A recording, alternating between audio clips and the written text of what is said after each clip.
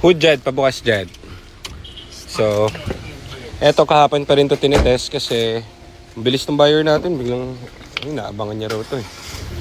So, pinapaspas natin. Pero eto kasi, very little yung yung gagawin kasi kaya namin siya medyo mataas na kuha kasi kompleto ang CASA record nito and na-check namin lahat.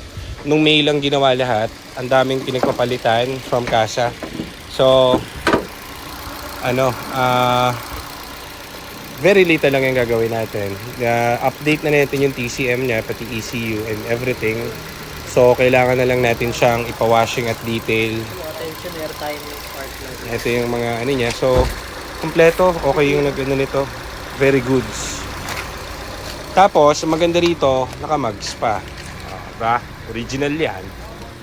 So, ang napansin namin dito nung binyahin namin to, okay naman, kaso medyo matagtag eh. So, nakakahilo. Sabi namin, bilhin na lang natin ng bagong shocks. Nabili na namin sa M7. It's all good. Pining nung makina, chinek na rin yung langis nito.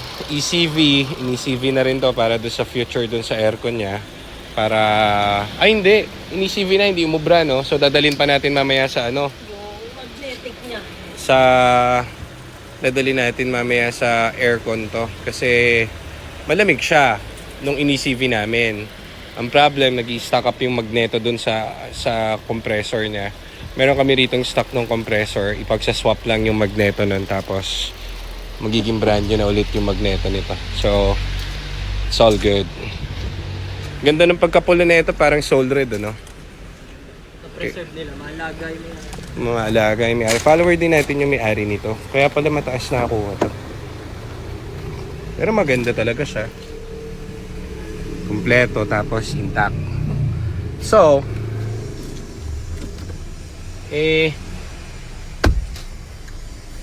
gagawin natin, ano pa ba?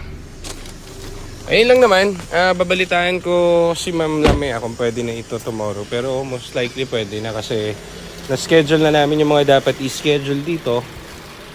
Yung mga taong pagdadala nito like aircon para dun sa compressor, magneto. Tapos na rin sa M7 to kanina dun sa shocks namin para dun sa suspension.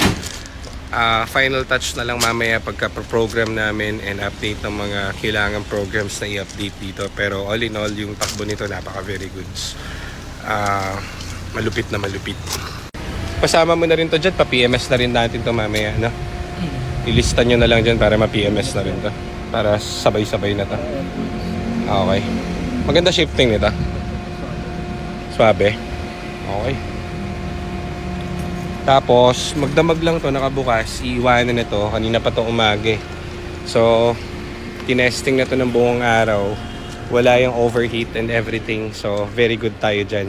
Dumako naman tayo dito sa itim. Ayan, nakabit na yung ABS niya. So, mamaya, start natin. Pag nawala ang ABS nito, then it's all good. Okay, so babiyahin na tayo at meron tayong using pa na unit. Babalitaan ko kayo. Meron pa tayong mga EcoSport dito. Eto ba yun, yung binili na EcoSport? Yung isa, kabila. Alin dun? Eto? Mars Red. Yung Mars Red dun. Sino bumili nito? Si Sarano? Sir Henry. Ito na yung kay Sir Henry. Dapat Ito yung kay... Ito na yung kay Sir Henry. Ito, next na namin inline. Papalabasin lang itong mga other EcoSport. Pero, as you can see, nakabukas na to. Parang isa't kalating araw na nakabukas to eh. So, pine-prepare na kasi to para malaman natin if magpuputukan yung tubo, may lamat ba yung tubo ng mga radiator niya. Kung magpapalit tayo ng cooling system, magpapalit tayo. So, sine-check out na lahat dito para alam natin. Bukas yung engine nito eh. Para malaman natin kung very goods ba ang kanyang cooling system. Then afterwards, sa biyaheng malayo na natin dadalhin yan para malaman naman natin if the shifting is good. Okay, so yun lang muna ang kwento dito, ma'am. May kukwentuhan ko kayo dun sa nagsosolar. Ito na yung ABS natin, nasalpak na si Joselito. Check natin ngayon kung meron pa siyang ABS. Meron pa ba siyang ABS, my boy? Uy, wala na. Pakita natin yung ilaw. Yan ha, ilaw. Tanggal. O, scan ka ngayon. At wala na siyang gasolina. Pagkas tayo mamaya.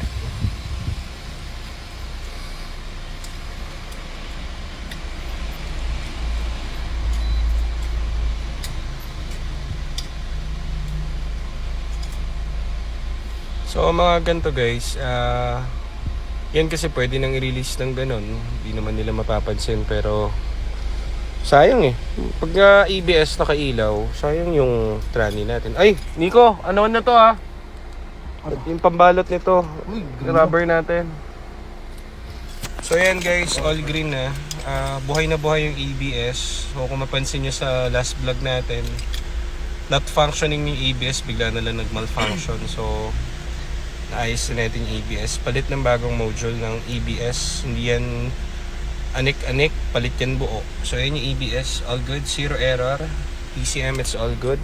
Palit tayo nitong ano, baka makalimutan. Sa lab. Oo. Tapos, ayun lang muna. Biyahin na natin muna to para makita natin kung lalabas pa yung ABS niya. Kapag hindi, all good sa to for tomorrow. So, let's go. Kinis oh. Kinis! Kinis! Mabisa!